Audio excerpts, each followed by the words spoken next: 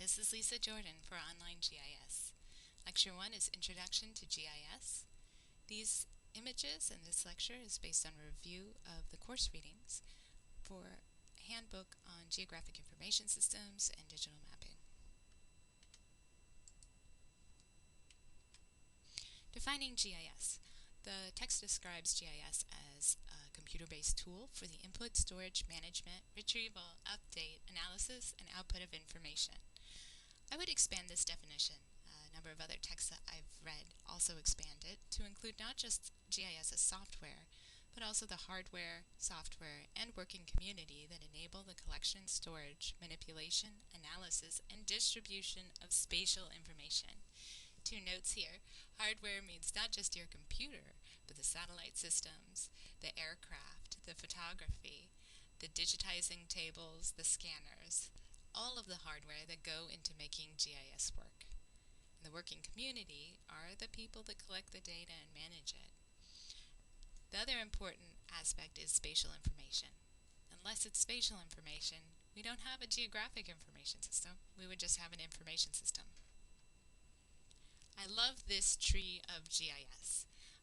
Here in the bottom, cartography, surveying, computing, and mathematics make up the roots of GIS. Before there was GIS, we had cartography and surveying.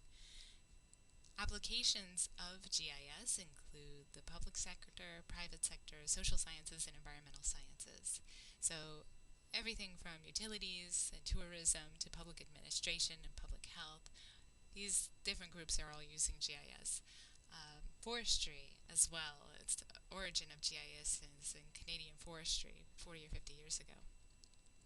Alright, so watering this tree of GIS are the socioeconomic surveys, like the U.S. Census, huge survey, manage a lot of it in GIS, topographic surveys to get the lay of the land, and environmental surveys.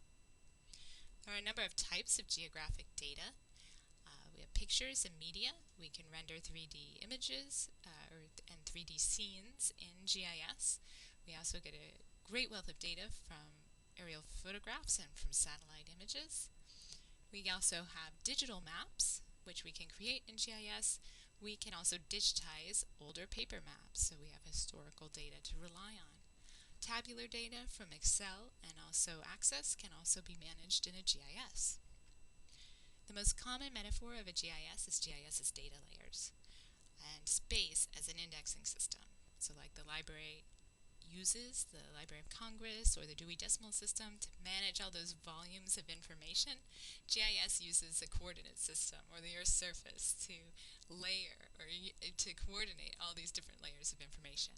So we can bring together data on administrative units, elevation, buildings, hydrology, roads, and vegetations into one frame, into one view, all because they share a similar coordinate system. And it's more than just a map, it's dynamic, it's something we can analyze. You can't get out of GIS without knowing the two types of data models. Two types of data models that your software will manage: raster and vector.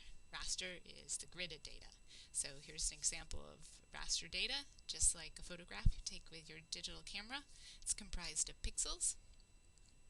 It's organized in a rectangle, and each pixel contains one value, and that value in this case is elevation. Satellite data is imagery. Aerial photography, photographs, it's also imagery. That's all stored as raster data. Sorry for the flipping images there. Alright, vector data, points, lines, and polygons. GIS is not the only vector data software. Also, Adobe Illustrator manages vector data as well. So attached to this spatial information, that's points, lines, or polygons, are attributes, and these are stored in an attribute table.